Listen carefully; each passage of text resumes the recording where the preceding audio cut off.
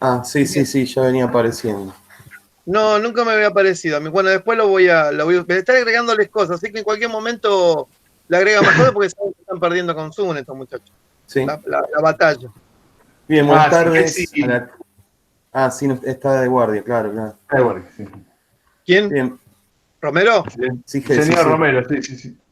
Sí, ahí bien me parece que está en el Arsenal, me parece que está en el. Ahí atrás vi las cosas, no quería ni preguntar lo que tenía guardado ahí. Bueno, bienvenidos. Entonces, bienvenidas a la clase de hoy. Así como el día viernes presentamos y les estuvimos comentando cuál iba a ser la modalidad de las clases, la idea es que a partir de hoy, 6 de octubre, nos vayamos viendo regularmente cada martes, con la idea de poder consultar ustedes algunas dudas, nosotros explicar algunas cuestiones que tengan que ver con los textos obligatorios de la cursada, tomando en cuenta los textos que el cronograma indicaban para la semana pasada y para esta semana. La idea de hoy es trabajar sobre la formación del Estado argentino, sobre los conceptos de Estado y nación, y desde el punto de vista cronológico para la historia argentina trataremos de abarcar un periodo de, no sé si será muy ambicioso, de casi 100 años en la clase de hoy, partiendo de 1810 e intentando llegar hasta la década del 30. ¿Les parece? A los alumnos que están entrando les pedimos que se vayan anotando en el chat con su nombre y apellido y número de comisión, de modo de ir registrando la asistencia y de paso llevar control sobre nuestros listados, de modo tal que también los vayamos conociendo. Así que en principio esta es la apertura. El viernes próximo vamos a inaugurar la comunicación que se establecerá vía mail todos los viernes, básicamente para acercarles el link de la clase grabada de hoy y alguna otra referencia, quizás algunas preguntas guía como para que después refuercen la lectura de los textos. Y el link, recordamos, para la clase de los días martes seguirá siendo el mismo, pero lo recordaremos también periódicamente a medida que se vayan sumando En más el mail, lo estudiantes. vamos a recordar siempre por la duda. Así es. Así que bueno, en principio, si alguien quiere desmutearse, si alguien quiere hacer una pregunta a través del chat, la idea es tomar estos temas que les comentaba, que son los primeros textos del cronograma. Puede ser en el orden en el que están o pueden desordenarlos, como a ustedes les parezca, donde hayan surgido la mayor cantidad de dudas, y ahí estamos, a disposición.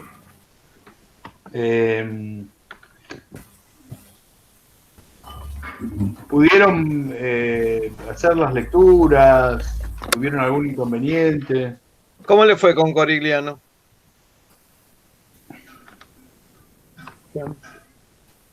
Che, ¿será por Bien. eso que hay menos gente hoy?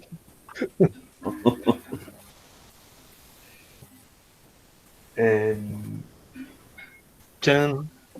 Con esto yo tengo Moya. Hola, eh, yo, profes, estuve leyendo el, el de Corigliano y el primero que habían mandado. Los estuve subrayando un poco, pero igual me falta leer porque me cuesta entender un poco las lecturas. ¿Y qué entendiste de Corigliano lo poco que pudiste leer? ¿De qué se trata el texto? Contarle a los compañeros, a ver, ¿te animás? ¿De qué habla el texto? Eh, no, bueno, pará, un segundo. No,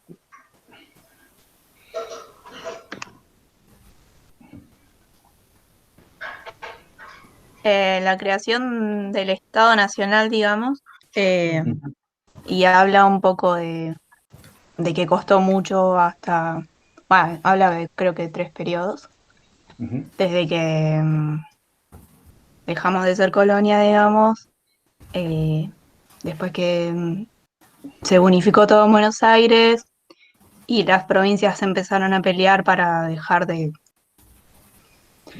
que Buenos Aires no, y la aduana les... bueno, igual vi un poco de un video que recomendaron en la clase pasada y más o menos lo relacioné por ahí. bien, Está muy bien. muy bien. Muy bien. Bueno, peleas entre unitarios y federales. También. Y eso. O sea, no fue fácil la cosa. Por eso hoy tenemos que tratar No. de hablar tantos años, porque no fue un día para el otro. ¿El resto pudo leer el texto? No sean temerosos, que aquí no los ve nadie. Están en casa, nadie les va a pegar. Recuerden que las clases son para mandar fruta.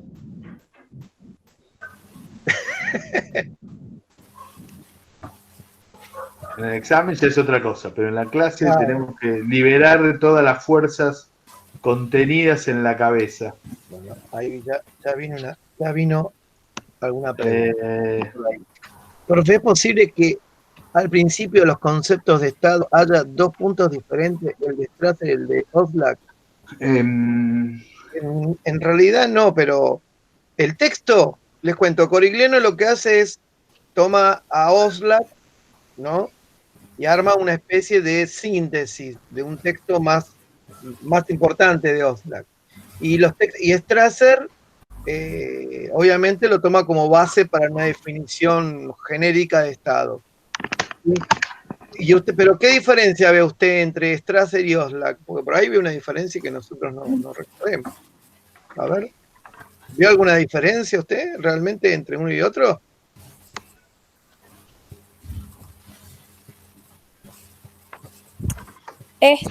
Yo lo digo porque al principio habla de que Strasser dice que el Estado es la organización que impone y todo eso, y después como que en el otro párrafo, cuando lo leí, parecía que el otro daba otro punto, o sea, como otro concepto. A eso es que va mi pregunta. A ver, empezar ordenando un poco cuál es el contenido de los textos, ¿sí? El texto de Corigliano, ustedes lo que van a encontrar, si ya lo leyeron, son, como les decía Gustavo la clase pasada, dos partes, ¿sí? La primera parte hay definiciones teóricas, ¿sí? Del concepto de Estado, del concepto de nación y del concepto de Estado nacional.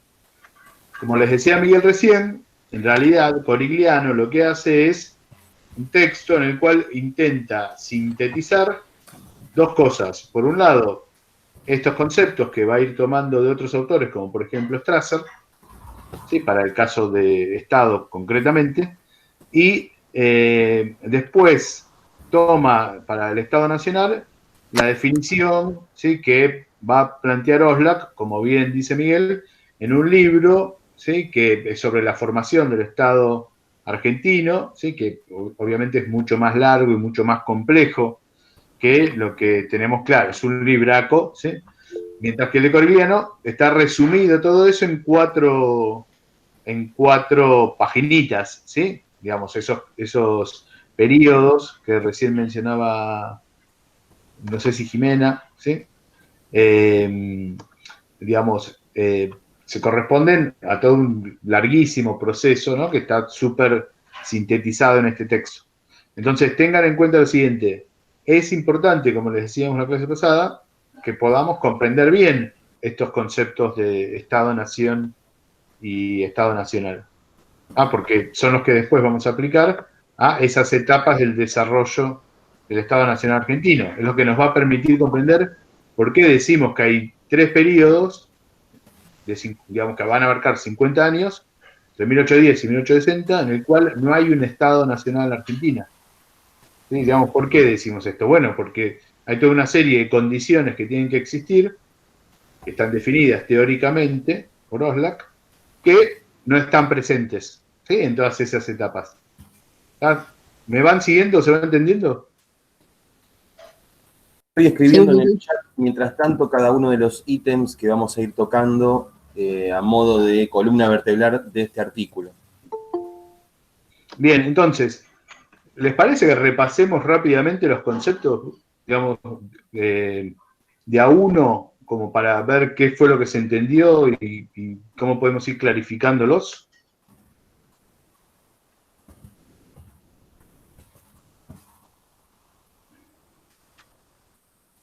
Sí, sí. ¿Te quedaste duro, Gaby? Ah, no sé. Uno no sabe si se cortó la comunicación o si no me contesta nadie. ¿Sí? No sé si quieren usar alguna presentación o algo. A mi compañero les estoy diciendo. Sí, dale. ¿Querés la tuya o No sé, como quieran ustedes. La acá yo. Sí, querés ir poniendo la voz, me parece que va a funcionar. Muy bien, para un minuto. Yo pondría Decime. no la que tiene Corigliano completo, Ya sé sino cuál el es. concepto de Estado y Nación 2, creo que dice. Concepto de Estado y Nación 2, ¿esa querés? Sí, me parece que ahí están mejor. Tiene más contenido, por ahí se confunde con. Dame un minuto. Pero bueno, pongámosla así lo confrontamos con otras cosas también. Estado y Nación 2. Pongo el original que mandaste, porque yo tengo uno retocado. Bueno, dale. Pongo el que mandaste vos y el retocado lo dejamos porque está a ver si. Bueno, déjame que comparto. Bueno, vamos a compartir, dame un minuto. Compartimos. Espera un cachito. Acá está. A ver cuál es el que está. Este. Sí. ¿Se ve ahí? Sí, mientras tanto le que hice un comentario acá. Esto que pusiste, Aye, se corresponde con la última etapa de formación del Estado que ahora después vamos a ver. ¿Sí? Son las políticas que permiten que se superen los obstáculos. ¿Sí? Digamos, entonces, nosotros partimos de esta pregunta, ¿sí?, básica, que es ¿qué es el Estado? Digamos, lo que tenemos que tratar de entender en principio es de qué hablamos cuando hablamos de Estado, porque es una palabra que utilizamos cotidianamente y usamos mucho, y, digamos, solemos usarla por ahí no en el sentido que le vamos a dar teóricamente. ¿Sí? ¿Querés pasar? Ahí está. Bueno, la definición básica que ustedes van a encontrar en el texto, ¿sí?, lo primero que se va a plantear en el texto, es que el Estado es el ordenador de la sociedad. Que esto, Corigliano lo toma de un politólogo argentino que se llama Carlos Strasser. ¿Sí? Digamos, cuando Strasser en sus escritos define lo que es el Estado, empieza planteando esta cuestión de que el Estado es un ordenador de la sociedad. ¿Qué significa esto? ¿Qué se les ocurre? ¿Sí? ¿Que se refiere a qué? ¿Por qué hay que ordenar la sociedad? Porque, no sé, tiene que regular, o sea, lo que pasó desde el principio de la Argentina, digamos, todos se peleaban, no llegaban a un acuerdo. Pero pensémoslo en abstracto, digamos, más allá de lo que podemos ver históricamente en el texto. ¿Sí? Pensémoslo en el estado actual, digamos, en el mundo actual. A ver, que por otro lado, más allá de la Argentina. Por otro lado, también lo que dice acá la compañera, porque sí, en realidad justamente el Estado estaba intentando surgir para terminar con esa pelea, sin ninguna duda, ¿no? Pero ¿por qué hay que ordenar? ¿Qué es lo que hay que ordenar? El orden es lo contrario de qué. Yani Toledo pone en el chat que no podemos manejarnos solos porque sería un caos. Bien, perfecto. Está bien. Esa es una buena idea. Digamos, en la base de lo que explica el texto, ¿sí?, y lo que refiere esta definición de Estado, presupone que la sociedad, ¿sí?, si no tiene un ordenador, es conflictiva. ¿Sí? Digamos, partimos de la idea básica de que la sociedad en sí misma es conflictiva. ¿Por qué? Y porque, digamos, las personas pueden tener distintas ideologías, distintas concepciones, distintas religiones, distintas cosmovisiones, distintos deseos. Digamos, hay una multiplicidad de factores que pueden llevar al conflicto. ¿Sí? O a bienes escasos a los cuales no todos no acceden y bueno, eso también crea conflicto. Claro, obviamente. ¿Sí? Por ejemplo, nosotros los producentes hoy deberíamos estar de paro, ¿no? Porque nos han hecho, como decía mi papá, pito catalán con el salario, el aumento de sueldo, ¿no? Y estamos en conflicto, ¿no? Porque obviamente tenemos un problema salarial. Creo que no le contamos a los chicos, ¿no? Que hoy deberíamos estar de paro. No le contamos. No le... Te podríamos contar que como no nos llegó el aviso a tiempo para comunicarnos con ellos, decidimos igual seguir adelante con la clase de hoy. Bien, pero no dejarlos en banda. Exactamente. Sí, pero que eso no implica que no estemos de acuerdo con las demandas y que llegado el caso podríamos haber hecho paro tranquilamente. Pero bueno, hecha esta aclaración, ¿sí? Digamos, acá tenemos un claro ejemplo de conflicto, ¿no? Hay todo un sector, ¿sí?, que demanda algo que se le debe desde hace varios meses atrás y por lo tanto, ¿sí?, se genera un conflicto. Entonces, en esta concepción del Estado que plantea Strasser y que reproduce Corigliano, ¿sí?, partimos de esta noción básica de que la sociedad contiene una infinidad de elementos, ¿sí?, que llevan a conflictos, ¿no? Digamos, por lo que decía Miguel, por la escasez de recursos, por la lucha por los recursos, por la mala distribución de los recursos o los bienes, ¿sí?, por las ideologías distintas, digamos. Esto hace que, desde esta concepción, sea imposible la vida social si no existe un tercero que ordene. Ese tercero que ordene es precisamente el Estado, ¿sí? Entonces, ¿se entiende este básico? Más o menos. Sí. Avanzamos. Bien. Esto avancémoslo, son algunas nociones básicas como para que ustedes tengan en conocimiento. ¿Sí? Esta idea de la sociedad conflictiva, etcétera, fue desarrollada por la teoría política, digamos, desde la escuela que se llama contractualista. Algunos de ustedes estos probablemente los hayan estudiado, los hayan visto.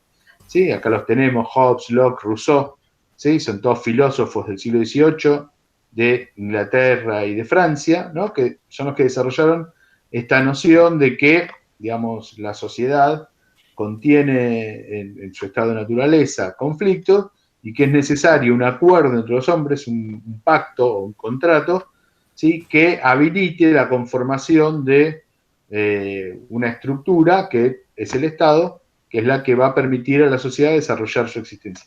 Pasarlas estas porque, bueno, digamos, que nos vamos a ir mucho tiempo, ¿sí?, en esto y no tiene sentido. Entonces, la siguiente cuestión es cómo ordena el Estado, ¿sí?, que también está contenido en el texto, ¿sí? Digamos, lo que plantea el texto es que el Estado es un instrumento de dominación política, ¿sí? Es decir, que sirve para ejercer un dominio, que es lo que permite, digamos, de alguna forma, el establecimiento de esas normas que tienen que ser acatadas por la población que está sometida a su dominio. Entonces, una pregunta es, ¿cómo o a través de qué se ejerce esa dominación? Entonces, en el texto se explica, ¿sí? Hay dos elementos, ¿sí?, que utiliza el Estado para establecer esa dominación, que son, por un lado, el poder o la coerción, y por otro lado, la autoridad o legitimidad. ¿Qué entienden ustedes por poder o coerción y autoridad o legitimidad? ¿Qué sería el poder? ¿Qué entienden ustedes por poder o coerción?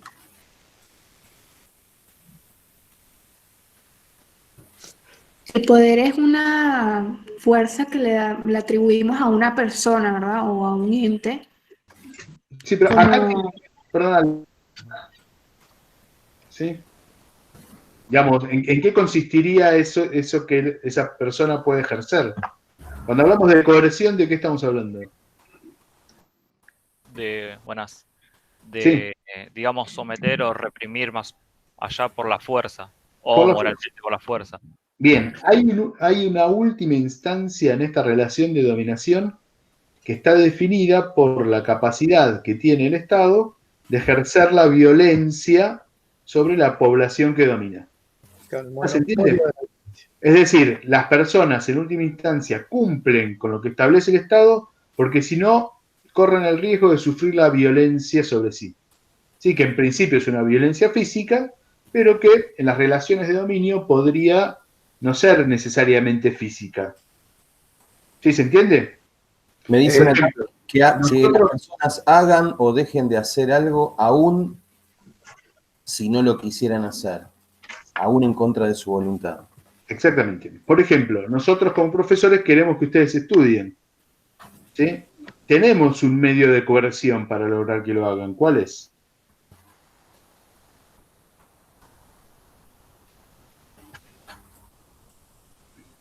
Sonó medio complicado eso. Las evaluaciones o finales. Claro, las evaluaciones, exactamente, Claro. las calificaciones. Las ¿Sí? calificaciones. Si ustedes no hacen lo que nosotros queremos, que es estudiar, le ponemos un 1. No aprobamos. ¿Sí? No aprueban, le ponemos un 1. ¿Sí? Es una forma de violencia súper simbólica y mediatizada. ¿Sí? Pero no deja de ser un medio de coerción que nosotros tenemos para que ustedes hagan lo que nosotros queremos que hagan, aún en contra tal vez de la voluntad de ustedes que no quieren leer estos textos que consideran horribles, por ejemplo. Que le podemos dar la razón, ¿no? En el fondo. Claro, bueno, está bien. O no, pero bueno, no importa. Justamente por eso es poder y coerción. Claro. Hasta imaginemos algo más sencillo, solamente el hecho de tener que asistir aún si no tuvieran ganas. Claro, ahí lo que decía el profesor Moya, ¿no? Esta cuestión del uso de la coerción, necesariamente no es física, sino algunos autores coinciden que es simbólica. Por eso, aunque parezca, digamos, tonto, la mayoría de la gente no llega a que se la coercione, sino que acata directamente la orden o atiende al pedido sin chistar. ¿Sí? Y eso tiene que ver con el otro elemento, ¿no? Claro, igualmente ustedes piensen que el Estado tiene otras formas también de ejercicio de este poder de coerción, que puede ser con la imposición de una multa, por ejemplo. ¿Sí? Digamos, yo no respeto una disposición del Estado que es ir a determinada velocidad en una ruta, y la forma en que tiene el Estado para inducirme a que cumpla con eso es ponerme una multa, ¿sí? Es decir, sacarme plata. Sería una forma de coerción por el lado económico, ¿sí? Es decir, pero bueno, en última instancia funciona siempre, en última instancia está la cuestión de la violencia física, ¿sí? Siempre va a estar ahí dándole la vuelta. Ahora, el otro mecanismo por el cual, digamos, se ejerce este dominio y la población obedece, es porque existe también el concepto de autoridad o legitimidad. Es decir, ustedes piensen, el Estado puede pretender ejercer o que se acate sus decisiones solamente porque se puede ejercer la violencia. ¿Qué implicaría eso en términos concretos? Piensen, si solamente dependiera del ejercicio de la violencia, el que todos cumpliéramos con las leyes que establece el Estado. ¿Sería posible eso? A veces vemos que no alcanza eso. Claro que no alcanza. ¿Sí? Porque digamos, en cada semáforo tendría que haber un policía haciendo multas. ¿Sí? O atrás de cada uno de nosotros tendría que venir un policía pegándonos un palazo en la cabeza cada vez que le robamos al que tenemos al lado, porque consideramos que robar está bien y por lo tanto lo hacemos indiscriminadamente. ¿Sí? Entonces, aquello otro que sirve, ¿sí?, para el cumplimiento de esa norma sin necesidad de que el Estado esté permanentemente controlándonos con la violencia, es que una gran parte de la sociedad considera que está bien que haya un Estado que establezca esas normas. ¿Sí? Entonces, nosotros vamos por la calle y paramos en el semáforo rojo porque consideramos que corresponde dado que nos permite proteger nuestra vida y la de terceros. ¿Sí? Digamos que respetando esa norma vamos a protegernos y a su vez vamos a evitar causar un daño a los demás. ¿Sí? Entonces respetamos esas disposiciones del Estado. Y así con cada una de las distintas leyes que pueden regir la vida social o económica, lo que fuera, ¿sí? de cada una de las sociedades. ¿Sí? Digamos, hay un consenso social que reconoce que es necesario que haya estas normas y que haya estos límites, ¿sí? que se nos impone a los individuos en la sociedad.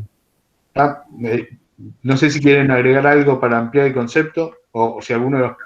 Bien, de alguna manera sería reconocerle la autoridad a las distintas instancias del Estado. O sea, prestar consentimiento a ese poder. Pero ¿cómo se construye? ¿Sale naturalmente de cada uno de nosotros? ¿Es algo natural? Muchos autores coinciden, perdón que me ahí agregue, que tiene que haber también un equilibrio entre lo que es coerción y legitimidad, ¿no? Siempre tiene que haber un equilibrio, ni mucho de uno, ni poco del otro.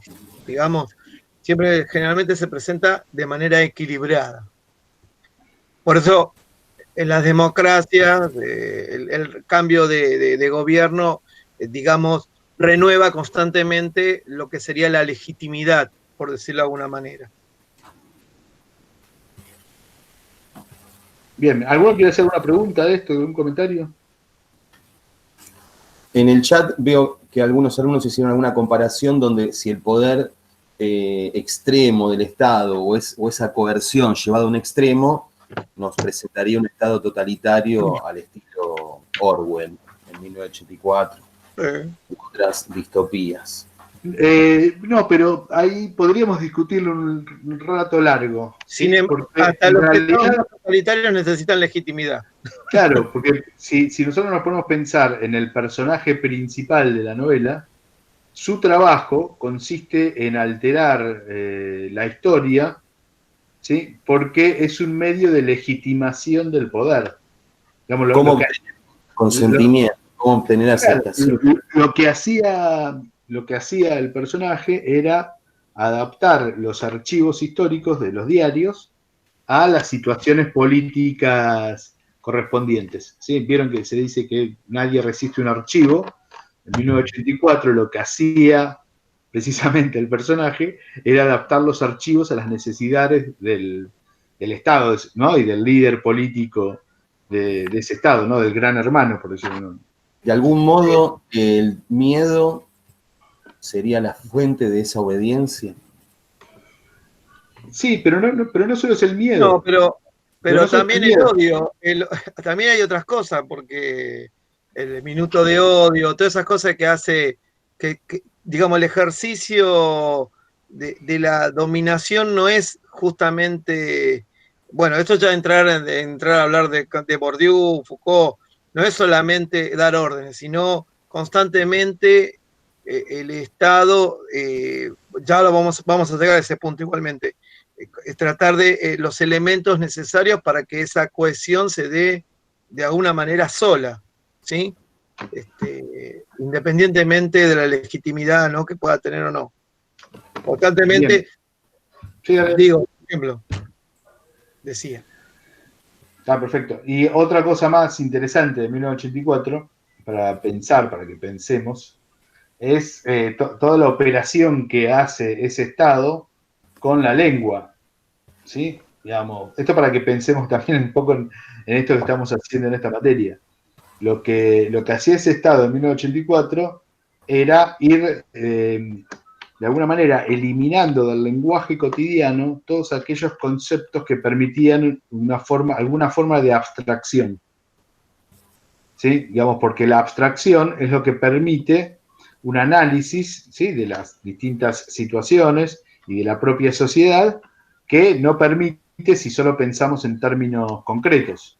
¿Sí? Es decir, si pensamos en las cosas simplemente, sin pensar en los universales de las cosas, diríamos en filosofía, ¿sí? No nos permite generalizaciones y por lo tanto no nos permite comparaciones y no nos permite entonces desarrollar un pensamiento crítico, ¿sí? En consecuencia. Entonces, digamos, el modo de ejercer un dominio sobre las mentes, que es lo que te permite, de alguna forma, la construcción de esa, o no cuestionar esa autoridad, tiene que ver en esa novela con, digamos, trabajar sobre el lenguaje como la herramienta del pensamiento. Digamos, eliminar el pensamiento a través de eliminar la herramienta del pensamiento, que es el lenguaje abstracto, ¿sí? Pero bueno, digamos, 1984 da para, digamos, discutir horas y horas y horas, pero bueno, no tenemos demasiado tiempo.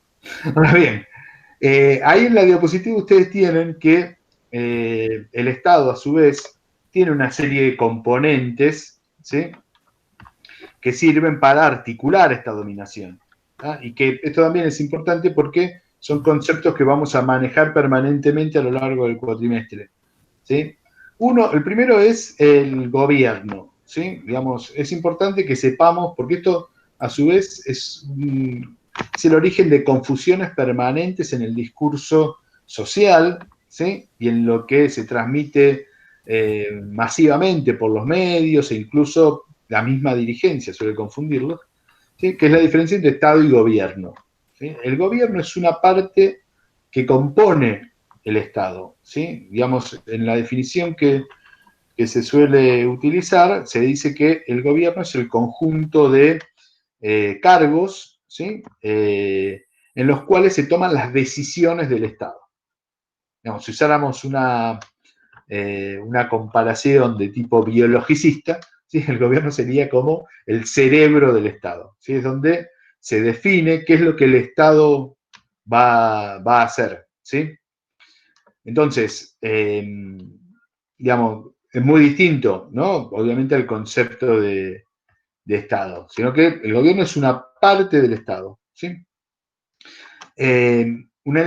Otro elemento del Estado que es fundamental es lo que llamamos la burocracia, ¿sí?, que es el cuerpo de funcionarios públicos. La palabra burocracia también suele ser utilizada en lo cotidiano con un sentido negativo, un sentido peyorativo, ¿sí? Pero en realidad simplemente describe el conjunto de personas que ocupan cargos que permiten el funcionamiento cotidiano del Estado. En general, digamos, la burocracia debiera integrarse por personas que tienen una cierta capacitación para ejercer esas funciones específicas, ¿sí? Y no son más que, la burocracia no es más que eso, ¿sí? Digamos, es el conjunto de funcionarios que cumplen funciones que, digamos, lo que hacen efectivamente es cumplimentar con las decisiones del gobierno. ¿Sí? Digamos, en el ámbito de la burocracia, obviamente hay espacios de decisión burocráticas, ¿sí?, pero las decisiones de política que dan los lineamientos fundamentales del Estado las asume el gobierno. Y la burocracia tiene que llevarlas a cabo. Por ejemplo, les doy un ejemplo muy simple, ¿sí? El Poder Legislativo decide cobrar un nuevo impuesto, ¿sí? Lo votan los diputados, lo votan los senadores, ¿sí? El Poder Ejecutivo publica esa ley que define un nuevo impuesto, y los que tienen que efectivamente cobrar el impuesto son los funcionarios de la AFIP, ¿sí?, que son uno de los instrumentos de la burocracia más importantes del Estado, porque de eso depende la existencia del Estado, en parte también que se pueda hacer con recursos. ¿Se entiende?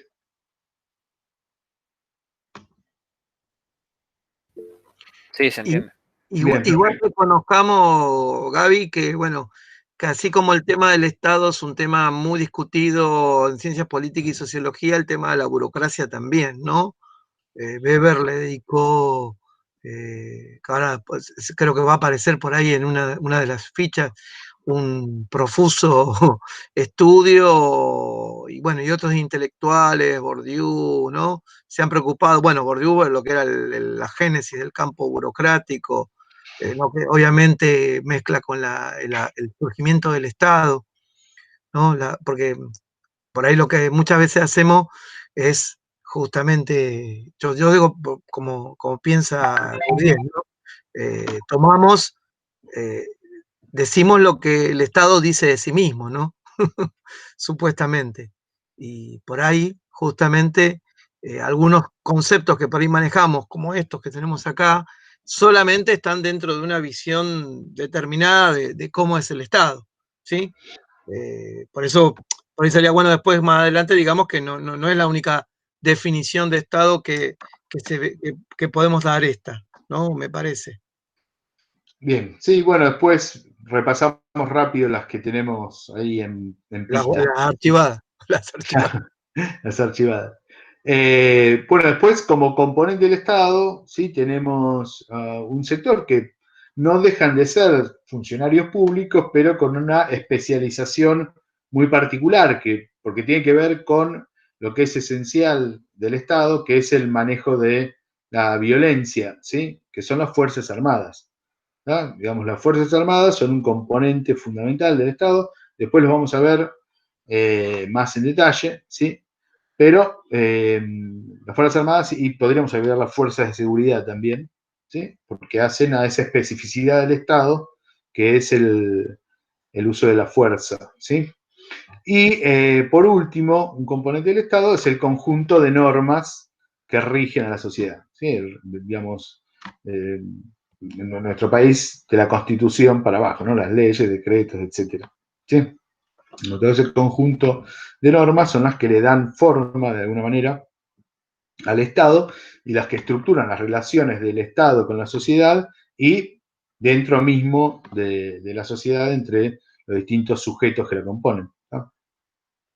Y como elementos materiales finales, ¿sí? Que siempre se mencionan, obviamente, como componentes también del Estado, tenemos el territorio y la población que está sometida, ¿sí? A ese dominio, ¿sí? Obviamente. Entonces, ¿querés pasar de diapositiva? Sí. Así Sí. vemos. Se quedó durita ahí. Ahora, Bien. Como bien decía Miguel, ¿sí? Obviamente hay otras imágenes respecto del Estado que en Perdón, el puedo hacer texto... una aclaración. Les aclaro que no es el tío de Moya el que está ahí. Sí. Ese no es otro que el señor Karl Marx, ¿sí? Pero se parece mucho a Moya que dio las clases grabadas, que están Exactamente. El que insulta porque no le graba ese. Claro, no. Yo creo que tuviste así ya cuando avanzó bastante la pandemia y todavía no habían vuelto las peluquerías, estabas con la barba. Todavía te faltaba la barbería, perdón. Exactamente. Bien, les decía, en el texto, en realidad, ¿sí? Aparece esta perspectiva, esta concepción marxista del Estado, pero para, digamos, desestimarla, ¿sí? Cuando en el texto ustedes leen que Corigliano, a través de Strasser, define al Estado como un instrumento de dominación política, es porque efectivamente se trata de diferenciar de la concepción marxista, ¿sí? La concepción de Marx, que, digamos, de una manera muy sintética, establecía que el Estado, lo que dice ahí, ¿no? Es un instrumento de dominación social, ¿sí? Es decir, que el Estado es una herramienta con la que cuentan las clases dominantes para sostener y reproducir las relaciones sociales de producción que les permiten tener ese dominio precisamente. ¿Sí? Digamos, el Estado sirve entonces para mantener a las clases dominadas en una situación de explotación. ¿Se entiende? Ustedes piensen que Marx era, digamos, en el inicio de su carrera intelectual, era estudiante de Derecho y sus primeras preocupaciones con entender por qué las leyes eran como eran, ¿sí? Digamos, por qué los principios que regían la estructura jurídica de su país, por ejemplo, que era Alemania, ¿sí? Tenían, por ejemplo, como base la propiedad privada como un elemento de la naturaleza humana. Digamos, ¿por qué es un derecho natural la propiedad privada de los medios con los que los hombres tienen que sostenerse, tienen que sobrevivir? ¿sí? Entonces, a partir del estudio de esto, él va a llegar a sus primeras conclusiones, ¿sí?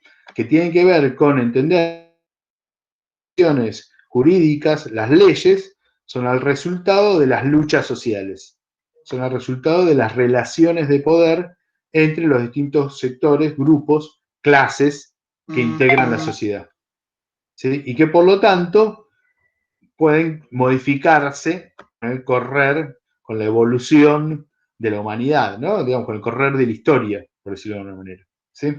Entonces, lo que más va a decir es que cada etapa de la historia, ¿sí? Que va a estar definida por ciertas formas en que los hombres se relacionan para producir, ¿sí? Y se establecen ciertas formas de dominio de ciertos grupos sobre otros, ¿no?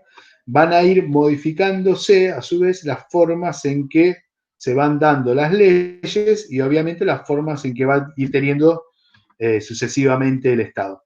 Entonces, él va a hablar de distintas etapas de la historia de la humanidad, del esclavismo, del feudalismo, del capitalismo, ¿sí? Que va a ser finalmente destruido por una revolución de las clases dominadas, que es la clase obrera, y que va a establecer un nuevo modo de producción, como lo llama, un nuevo tipo de sociedad, que es el socialismo, que va a dar paso finalmente al comunismo, ¿sí?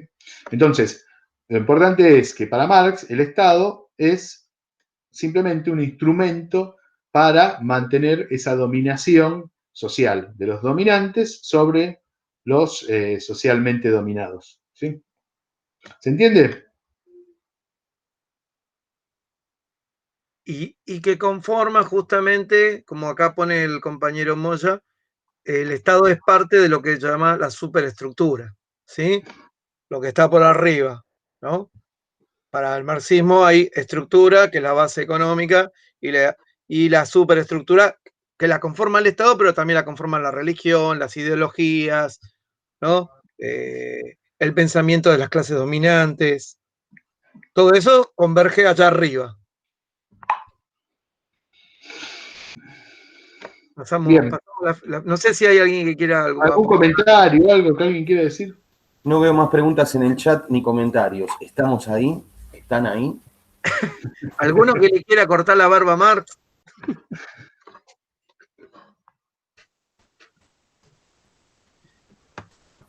Bien, ahora, otras perspectivas, ¿sí? Como alguna de las que mencionaba Miguel antes, es la de Max Weber, ¿sí? Que es otro pensador alemán, ¿sí? Que parte de esa pregunta que antes teníamos en pantalla, ¿sí? Acuérdense, Weber es un sociólogo, como buen sociólogo de su época, una de sus preocupaciones centrales tenía que ver por entender por qué las personas actuaban como actuaban, por qué hacían lo que hacen, ¿sí? Es decir, lo que trataba de hacer era explicar la acción de los hombres en la sociedad, ¿sí? Entonces, ahí hay una pregunta central, ¿sí? Que nosotros un poco nos la decimos hace un rato. ¿Por qué obedecen los que obedecen? ¿Sí? Entonces, esto, entre otras cosas, ¿sí? Lo va a llevar a ir definiendo distintas formas de acción de los sujetos en sociedad y en términos políticos lo va a llevar a una propia definición de lo que es el Estado. Esta definición es fundamental que la tengan, ¿sí? Digamos, si se la pusimos en pantalla particularmente, por varios motivos. Una, porque es una de las definiciones más usadas en ciencias sociales a lo largo del siglo XX, ¿sí?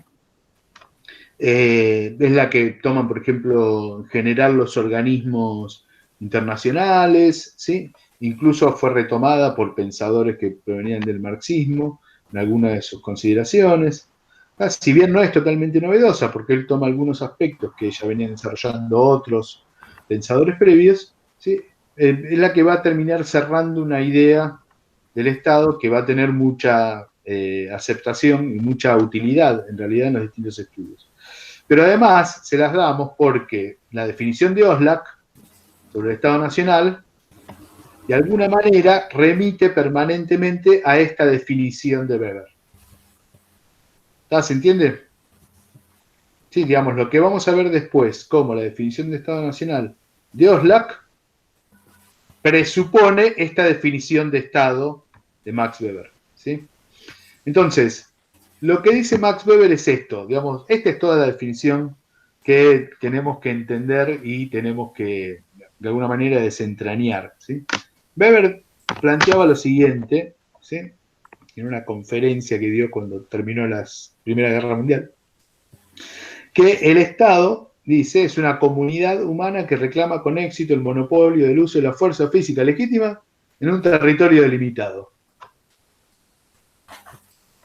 Ahí tienen. Sí. Claro, a ver, igual convengamos que a diferencia de Marx, ¿no? Para Marx es una imposición de la clase dominante, para Weber es digamos, una elección racional de la comunidad humana conformar el Estado, ¿sí? Se parece mucho más, ¿no? a lo que decían los contractualistas, ¿no? O sea, pero fundamentalmente es es la voluntad de la comunidad humana hacer, ¿no? Justamente reclamar la construcción de ese Estado. Pero acá hay una cosa que tiene que ver con lo que estás diciendo, Miguel, que es muy importante, ¿sí? Marx habla del Estado como un instrumento, como también hablaba Strasser en realidad, Claro. de un instrumento. Cuando hablamos de un instrumento, estamos hablando de ¿qué? Le estoy preguntando a los alumnos y alumnas. Cuando hablamos de un instrumento, pueden levantar el micrófono y contestar, ¿eh? Cuando hablamos de un instrumento, ¿estamos hablando de qué? Algo que usamos las personas. Bien, perfecto, de un objeto, ¿sí? De algo que es utilizado por un tercero para hacer algo. En el caso de Marx es muy claro, ¿sí? Digamos, la clase dominante usa al Estado para ejercer el dominio sobre la clase dominada. ¿Ah? Perdón, voy a hacer Sí. una aclaración. No lo usa, lo construyó.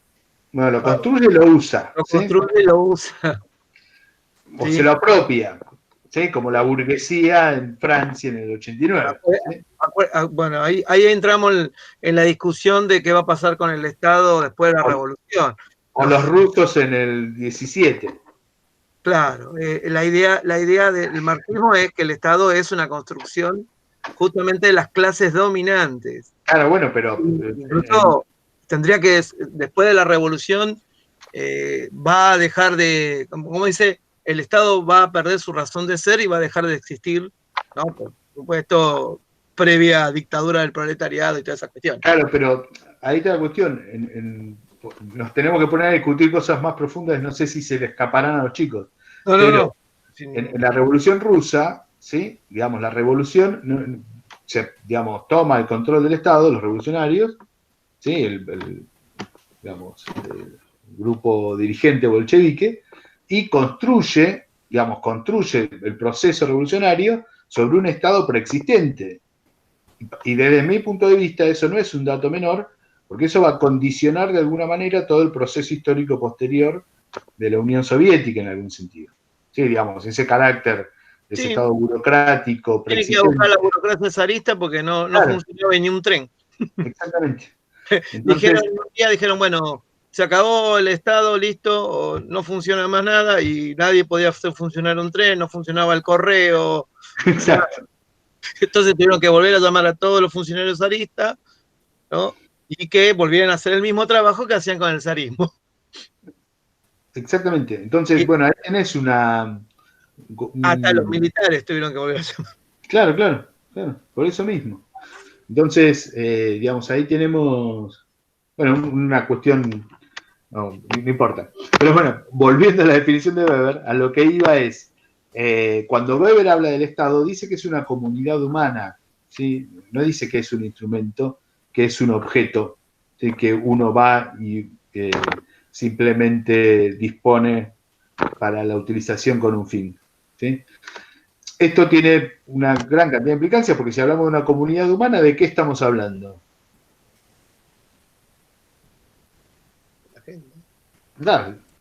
Un grupo de personas. De personas, de un sujeto colectivo, ¿sí? Que va a tener sus propios intereses, ¿sí? Digamos, que va a tener su propia perspectiva de para qué hace lo que hace, ¿sí? Digamos, no es un instrumento que va a servir a los efectos de los intereses, los deseos o las perspectivas de un tercero, sino que de hecho y esto es lo interesante de Weber en algún punto, ¿sí? Va a tener su propia racionalidad, independientemente de los distintos sectores de la sociedad. Entonces, esto es importante porque esto nos va a servir para poder discutir y entender y tener una perspectiva de ciertas cosas que va a ir pasando con el Estado durante el siglo XX, ¿sí? Y en concreto en nuestro propio país, de hecho.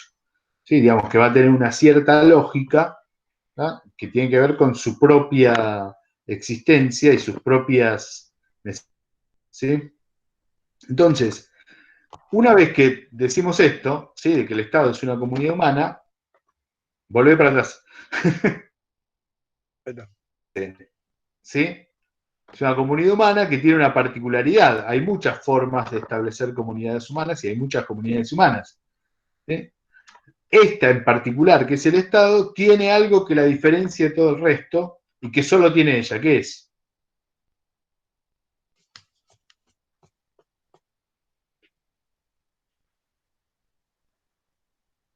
El uso. ¿Poder? Sí, dale, dale. El uso de la fuerza. Bien. El uso simplemente no, el monopolio del uso de la fuerza. Todo el uso, todo el para fuerza. Bueno, eso. Toda. Bien. Entonces, exactamente, ahí Sigesi escribió algo en el chat. ¿Sí? Exactamente lo específico del Estado es que tiene el monopolio del uso de la violencia, de la fuerza física, en un territorio específico y delimitado. ¿Sí? Digamos, esto es lo esencial del Estado, esto es lo que define al Estado como tal. Esto es lo que tiene que tener el Estado, sin lo cual no puede existir. ¿Sí? Porque ahí ustedes ven que dice algo, Weber, dice, es una comunidad humana que reclama con éxito el monopolio. Es decir, que en algún momento de la historia pudo reclamarla y pudo haber no tenido éxito, cosa que efectivamente podemos corroborar históricamente si revisamos, por ejemplo, la historia de Europa. ¿Ah? Digamos, si ustedes piensan en Alemania, Alemania es un Estado que es más nuevo que el argentino. ¿Sí? Y podemos corroborar que a lo largo de la historia, por ejemplo, en el siglo XVI, hubo intentos de establecer algún tipo de organización estatal en Alemania que fracasó con Carlos V, por ejemplo. Posición de los nobles alemanes, que pudieron evitar que alguien se hiciera con todo el control de la violencia física en esos territorios de lo que después serán en el siglo XIX el Imperio Alemán. ¿Sí? Entonces,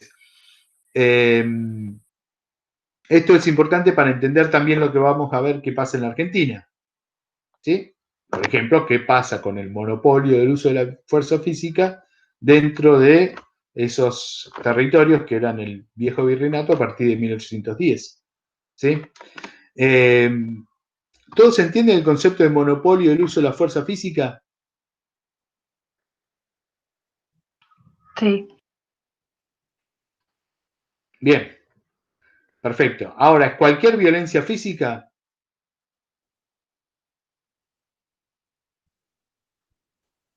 No, tiene que ser una legítima. ¿Y qué significa eso? Y que, no sé, que sea como aceptada por todos o algo así. Bien. Perfecto, sí, tiene que ver con eso específicamente. ¿Sí? Digamos, tiene que basarse en algún criterio de legitimidad, podríamos decir. Weber va a definir varios, ¿sí? En general, en la concepción de Weber en el Estado moderno, la legitimidad tiende a asimilarse a la legalidad, ¿sí? La legalidad es lo que está definido por las leyes. Esto no significa que no siempre lo que es legal es legítimo, ni lo que es legítimo sea legal. ¿Sí se entiende esto? Hay veces en que, digamos, no hay una coincidencia entre lo legítimo y lo legal, ¿sí? Pueden pensar ejemplos, se los dejo para ustedes, ¿sí? Pero bueno, digamos, acá lo importante es que el Estado tiene límites en el uso de la fuerza, ¿sí? Digamos, si ustedes, exactamente, dice Milagros, por ejemplo, no se puede hacer abuso del uso de la fuerza, ¿sí? Es exactamente eso. Si ustedes agarran la Constitución Nacional, ¿sí? en la primera parte de la Constitución, que es la parte de declaraciones, derechos y garantías, esto que llamamos garantías, fundamentalmente son los límites que tiene el Estado para utilizar la violencia física contra los individuos. ¿Sí? Muy bien, sí, exactamente. Tiene que estar, esto está en la Constitución. ¿Sí? Digamos, ustedes piensen que nosotros como individuos, en un contexto en el cual no podemos ejercer la violencia, porque solamente el Estado puede ejercer la violencia, estamos totalmente desamparados. En consecuencia, las propias leyes, ¿sí?, que consagra el Estado y que le dan forma al Estado, como la Constitución, definen hasta dónde el Estado puede avanzar. Entonces ahí tienen los artículos que dice que todos tenemos derecho a la defensa, que las cárceles tienen que ser para, no tienen que ser para castigo, sino que tienen que ser para, digamos, la recuperación, por decirlo de alguna manera, de las personas, ¿sí? Bueno, todos esos artículos, ¿sí?, de lo que llamamos garantías, tienen que ver con esa limitación en el uso de la fuerza, ¿no? Por eso cuando se habla de jueces garantistas, digamos, es un concepto que no tiene mucho sentido, porque todos los jueces tienen que ser garantistas. ¿Sí? Porque todos los jueces tienen que responder a esas garantías que establece la propia Constitución. ¿Sí? Porque el Estado tiene que tener un límite en el uso de la violencia. Gabriel, agrego algo sobre ese punto, sí, dale. Y algunos puntos que mencionaste antes, ya que tocamos el tema de la Constitución, y nuestros alumnos después van a ver toda la cuestión del orden constitucional argentino en la segunda parte del programa, ¿no? Frente a esta cuestión del legítimo uso de la fuerza y las garantías que por otra parte provee la Constitución a los ciudadanos, también dentro de la misma Constitución existe la posibilidad de la suspensión de esas garantías, ¿no? Ante situaciones de extrema gravedad, englobaríamos en el concepto de estado de excepción quizás, pero la mayoría de las constituciones y esos marcos legales, aún en países democráticos, han incluido algún artículo con estas características, ¿no? Como que en última instancia, en casos de extrema gravedad, el Estado se reserva la posibilidad de suspender esas garantías constitucionales. Pero incluso tomar esa medida es legítima, está totalmente legitimada por la Constitución. Sí, igualmente tiene ciertos, digamos, incluso ahí tiene ciertos límites, porque hay ciertas cosas que no pueden, incluso en situación de un estado de sitio, por ejemplo, que no se puede llevar adelante del Estado, digamos, no puede fusilar arbitrariamente, por ejemplo. ¿Sí? Bien. Bueno, sigamos. ¿Alguna pregunta sobre esto?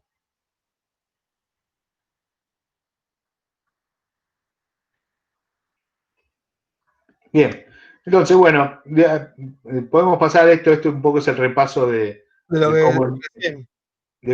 cómo entiende Weber el proceso de conformación del Estado y eso, pero ya nos iríamos muy lejos, ¿sí?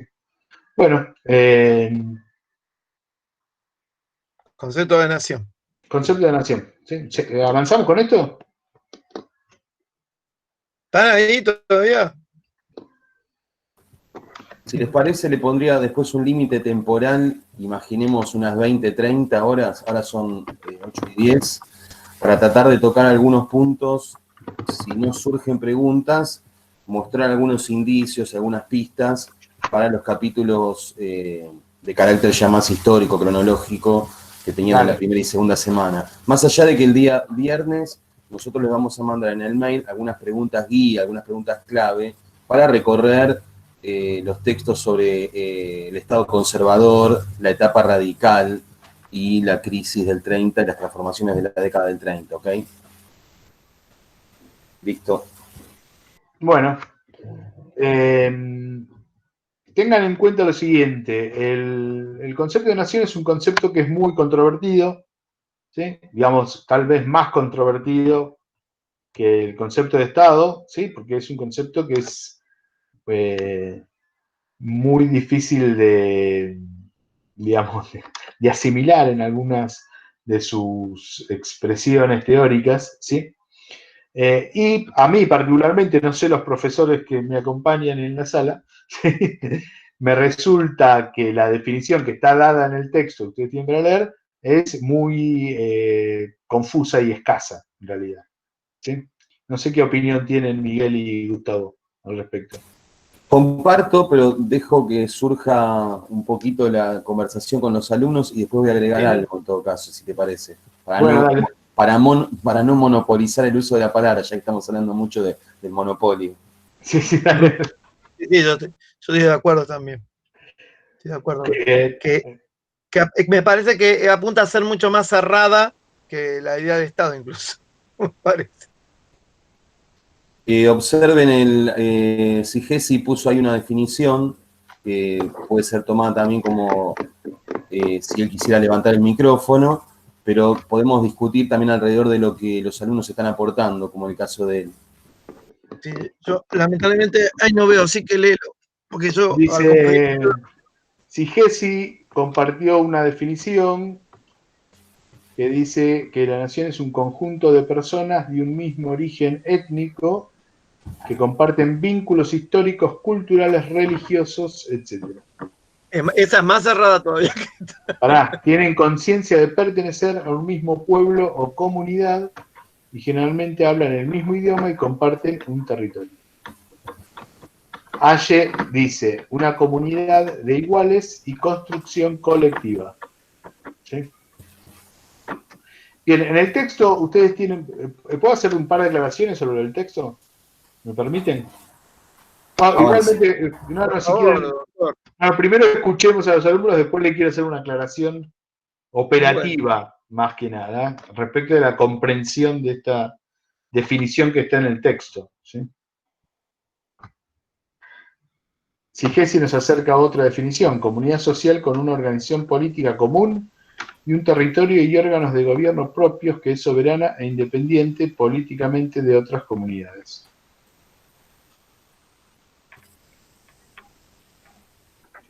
Todo inclusión.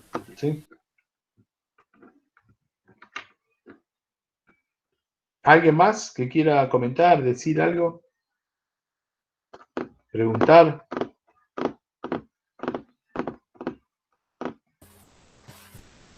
Yo introduciría algunas dudas, por ejemplo, aprovechando los comentarios que están acercando algunos alumnos. Sí.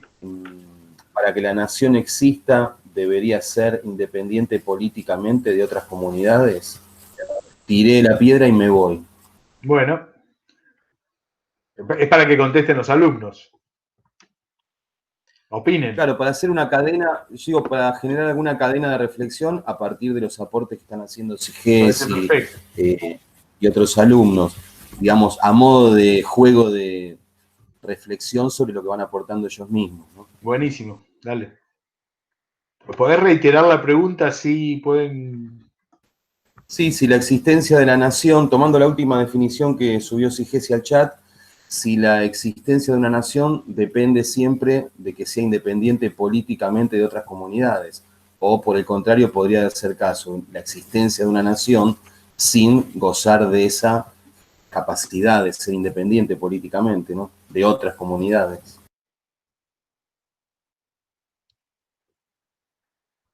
Silencio en la noche. Supongo que... Me hace acordar a la idea de Poli.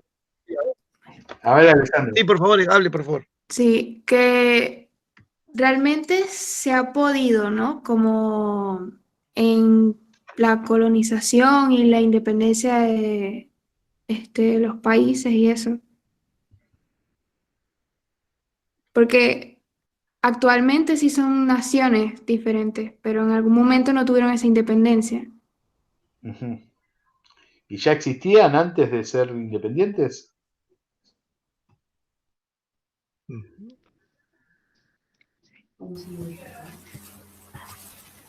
Yo tomaría el ejemplo que vos mismo diste, Gaby, para sumar a la reflexión, los ejemplos que diste sobre, por ejemplo, Alemania, Ajá. Antes de que se consolidara como un Estado unificado ya en una etapa más contemporánea, ¿no? Para no irnos muy atrás en el pasado. Sí. Por ejemplo, esta definición de nación posiblemente cuadre más con Alemania que con nosotros, si nos ponemos a pensar. Sí, claro. Cuadraría más con la nación alemana, por llamarlo de alguna manera, que con... Hay como una tradición eurocéntrica muy marcada en todo, pero en esta todavía más, diría yo. Claro, lo que pasa es que la tradición francesa, la concepción de nación es distinta. Me parece que después en las diapositivas está. La tradición francesa faltaba acá. Claro. Estamos muy con la tradición alemana, por eso me parece. Estamos muy así, como... Falta Siegfried, o sea, no hay todo, ¿eh? Si usted se agregó algo que es muy largo para leerlo, pero sugiero que lo vayamos leyendo a medida, leerlo, digamos, en forma oral, ¿no? Pero él va aportando otros comentarios relacionados ya ahora con la situación de la América hispana, ¿no? En la previa a la emancipación, qué situación se presentaba y qué pasó después.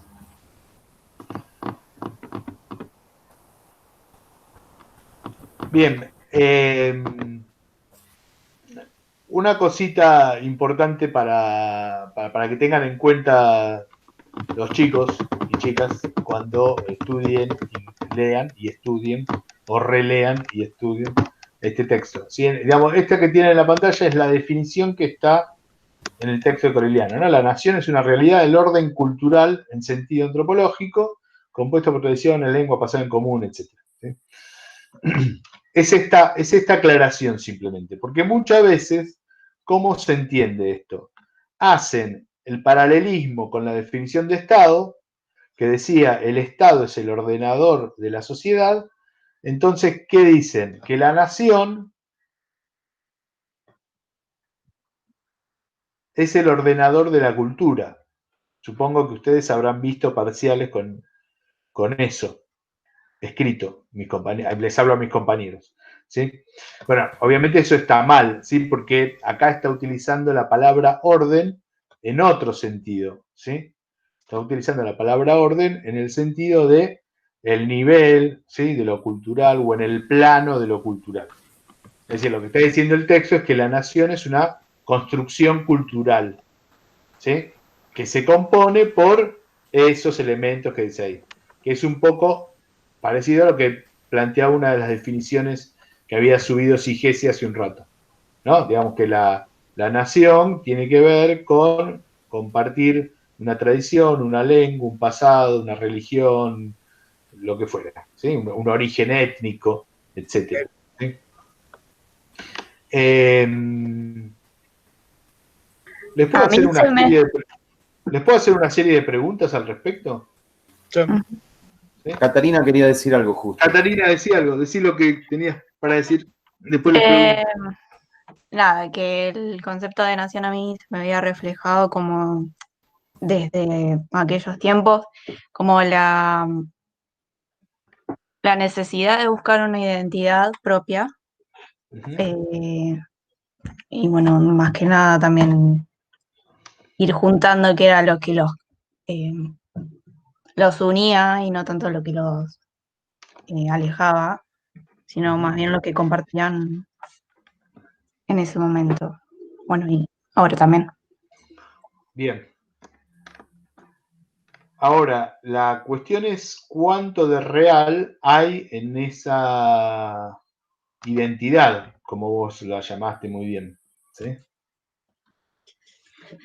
¿Cuánto de real en lo concreto, digo? Digamos, ¿cuánto en la experiencia vital de cada uno de los que integramos la nación argentina, ¿sí? Está compuesto efectivamente por estos rasgos que nosotros pensamos que compartimos? ¿Se entiende lo que digo? Una consulta. Sí, Matías. Yo estaba pensando Sí. digo, ¿qué pasa con aquellos países que se integran o son conformados por dos?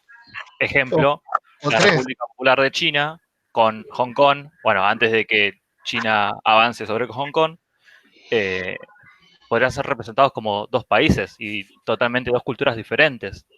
Y lo mismo podría pasar con Andorra y España. Entonces digo que quizás tiene más relación cómo se siente los individuos de determinada zona con la política también, o cómo se daría en esas situaciones. Bien, está muy bien tu cuestionamiento, está perfecto. Yo lo que les iba a plantear es lo siguiente. Si yo me paro, yo soy porteño, me paro al lado de un uruguayo, unitario, y del otro lado me paro, tengo al lado a un integrante de una comunidad colla del altiplano jujeño.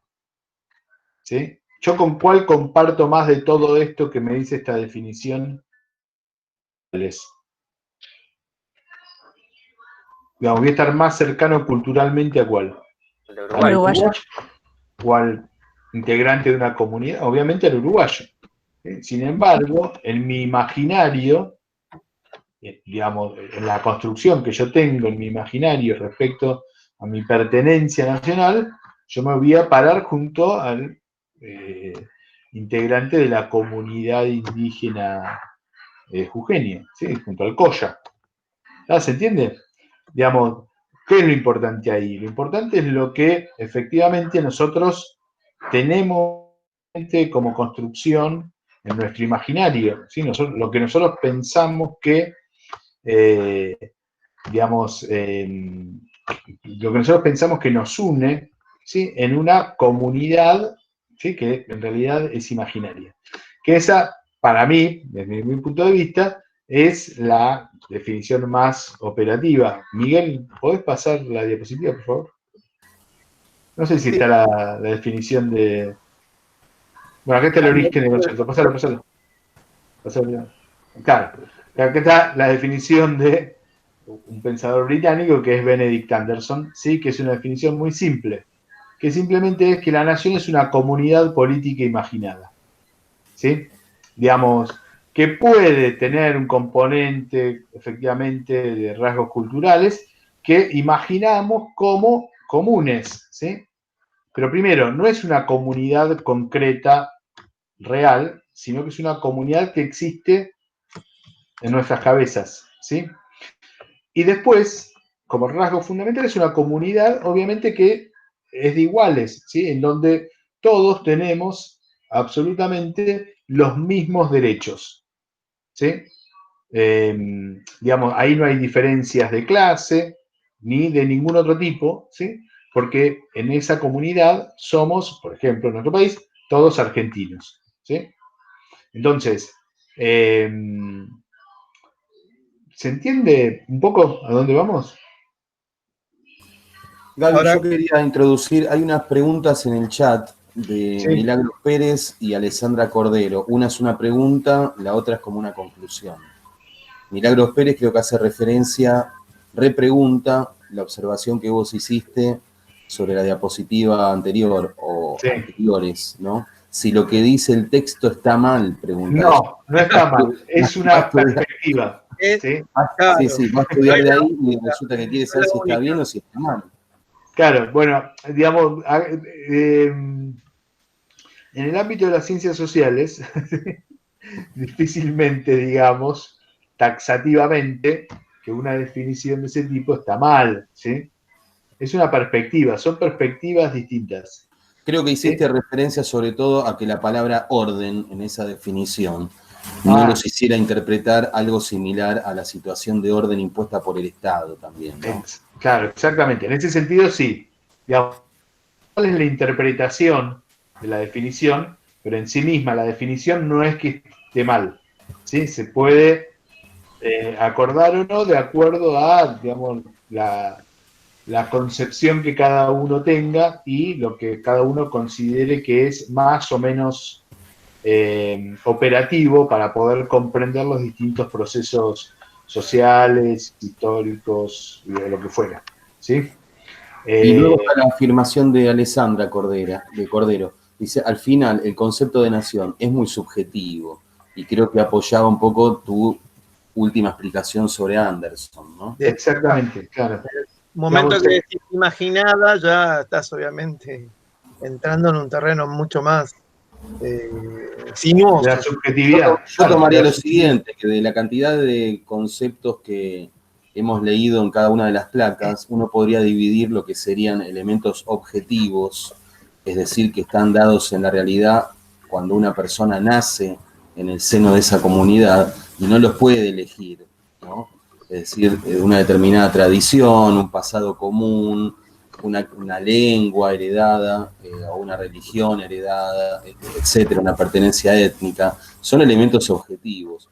Pero podría variar alguno de ellos, o hasta podría faltar alguno de esos elementos como dato común entre las personas, y no habría tanto problema. Vos, cuando estabas refiriéndote al ejemplo entre un rioplatense y un habitante del noroeste de la Argentina, hacías referencia un poco a esos elementos objetivos. Podrían ser diferentes y, sin embargo, yo me siento parte de una comunidad. Por lo tanto, yo ahí le contestaría a Alessandra Cordero, sí, que hay, aparte de los elementos objetivos, hay un elemento fundamental que es el elemento subjetivo, ¿no? Si yo no me siento parte de esa comunidad imaginada o de esa comunidad en general, es probable que yo no me sienta parte de esa nación. Y si esto se multiplicara entre una cantidad de personas muy importante, esa nación no existiría, si no se diera un vínculo de pertenencia entre ellos de carácter subjetivo, más allá de esos elementos objetivos. Claro, pero ahora, respecto a esto que decía Alessandra, que es muy interesante, es tan subjetivo desde mi punto de vista, ¿sí?, que de hecho no necesariamente todos los que formamos parte de la nación argentina, por ejemplo, entendemos que la nación argentina implica lo mismo. Y de hecho vamos a ver cómo a lo largo de la historia la idea respecto de qué significa la argentinidad, podríamos decirlo, ¿sí?, va a estar en permanente disputa. Porque como cada uno piense subjetivamente a esa nación, va a depender el proyecto político que impulsa. ¿Sí? ¿Se entiende lo que digo? Entonces, de cómo se piensa la nación, ¿verdad? Digamos, o a partir de cómo se piensa la nación, también, obviamente, se va a pensar la sociedad, se va a pensar la política, se va a pensar el ordenamiento político y se va a pensar el ordenamiento económico. Entonces, vamos a ver cómo, a partir de determinadas formas de entender la nación, se va a actuar políticamente en distintos sentidos a lo largo de los distintos momentos de la historia argentina. ¿Sí? Entonces, Alessandra, efectivamente, hasta ese punto podríamos decir que hay un componente de subjetividad, ¿sí?, en ese concepto de nación, en esa idea de nación, ¿sí? Precisamente. Por eso les decía que es complejo, ¿no?, el concepto de nación, porque además, como decía muy bien Miguel anteriormente, no hay una sola forma históricamente en que se ha entendido la nación. ¿Sí? Digamos, hay distintas perspectivas sobre las cuales se construyeron a su vez las distintas naciones, ¿sí? Entonces, la misma realidad te hace pensar, o sea, la realidad histórica, ¿no?, que tenés un montón de ejemplos que por ahí no entran en la definición esa, ¿no? Recién un joven hablaba de España, ¿no? Pensemos en España, que es un mosaico, que asimismo podría reclamar cada grupo, ¿no? Los vascos, los catalanes, ¿no? Reclamar un componente de comunidad única frente a los otros. Sin embargo, conforman parte de un Estado-nación, ¿sí? Con unas características muy particulares, ¿no? O encontramos ejemplos, ¿no?, donde esta definición de nación, donde comunidad, lengua, étnica, todo, está dividida, por ejemplo, Corea del Sur, Corea del Norte, ¿sí? O, cuando no, pensar que no todas los que, digamos, refieren a esta definición logran conformar lo que podemos decir después un Estado, ¿no? Esta idea, por ejemplo, pienso en el Estado de Israel, ¿sí?, que tranquilamente puede llevar adelante y tomar esta definición como la idea de nación, ¿no?, la que vimos antes, pero su Estado existe no hace mucho, ¿sí? Y sin embargo, esta cuestión de lo imaginado, muchas veces a nosotros nos hace no poner en duda el origen de esas cosas que creemos que compartimos de manera comunitaria, y muchas veces no son cuestiones que llegaron naturalmente, son cosas que se han impuesto con el tiempo, ¿sí? Ahí el compañero puso, a mí me dio un nombre bárbaro, una empanada, un fernet, un choripán. Y cuando lo pongas en la otra clase, ahí vamos, yo me escapo de la heladera o mito de la heladera. Pero estas cuestiones son, a ver, construcciones que vamos asimilando y en algún momento ni siquiera, y yo tirándome algunas lecturas que he hecho de otras cosas, ni siquiera nos preguntamos si realmente lo damos casi, el profesor Pontoriero hablaba de estas cuestiones subjetivas, pero esto es subjetivo, muchas veces lo damos como objetivo, ¿sí? Como algo dado, algo que existe desde siempre, ¿sí? Y sin embargo son construcciones, ¿no? El concepto de nación, la nación en sí es una construcción, como el Estado, ¿sí?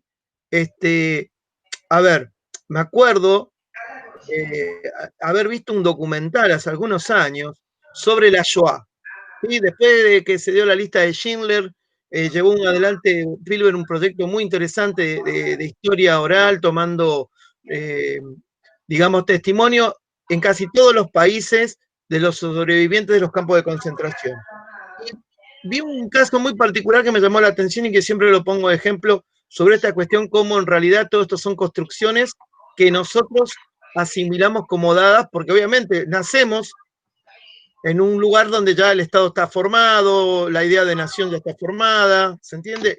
Y la vamos recibiendo. Ahora, el ejemplo es que el señor estaba dando su testimonio, ¿no? A la cámara y contaba que él estaba contando a sus nietos lo que le había pasado en el campo de concentración, ¿sí? Y entonces el nieto un momento lo para y dice, pero abuelo, ¿y nuestro ejército qué estaba haciendo que no nos defendía? ¿Sí? Por supuesto, no existía el ejército de Israel porque no existía el Estado de Israel, ¿no? Por eso, pero ese pequeñito, ¿sí? Seguramente pensaba que el ejército de Israel y el Estado de Israel ha existido desde siempre, que venían junto con la nación, ¿no? En el mismo paquete. Y a veces corremos también la idea de justamente eso es así.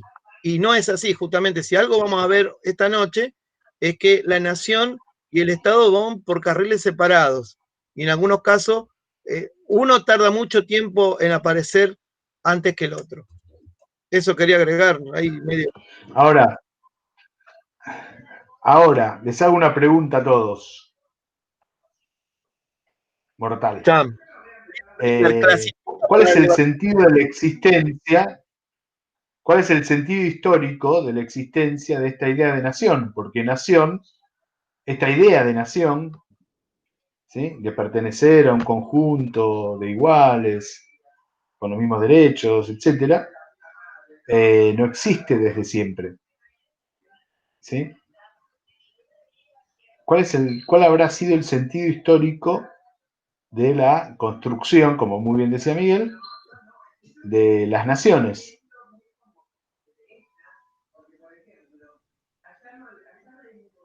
Controlar a las personas dentro de un territorio, dice Alessandra.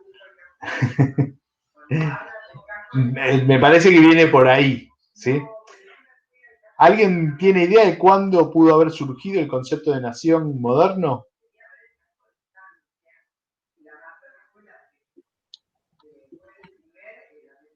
¿Desde cuándo utilizamos de esta forma este concepto? El concepto existe desde la antigüedad romana, ¿no? La idea de natio se refería en realidad al lugar en donde habíamos nacido, ¿sí? Lo mismo va a ser en la Edad Media, con lo cual ya les voy dando una pista. Sin embargo, poné la diapositiva anterior, así por lo menos le damos una pista. ¿la anterior? Sí. Pará, Ahí. Ahí está.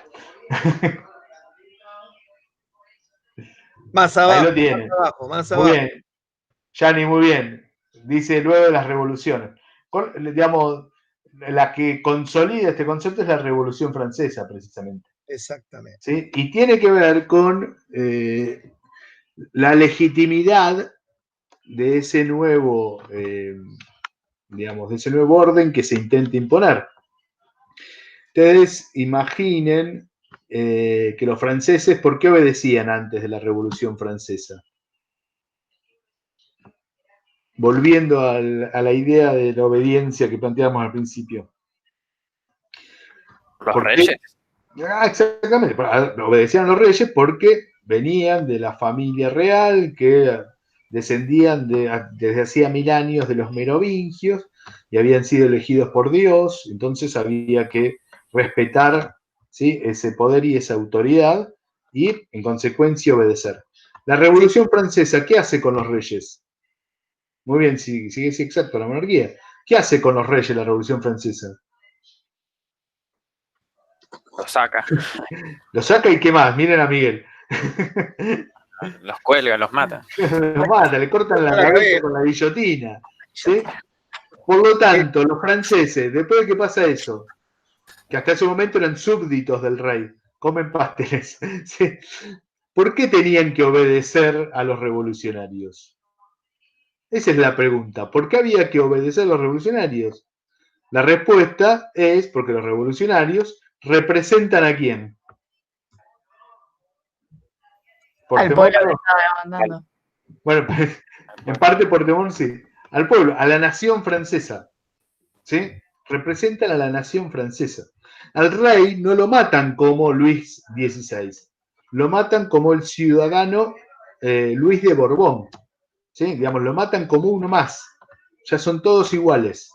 Están todos contenidos, son todos ciudadanos de la nación francesa.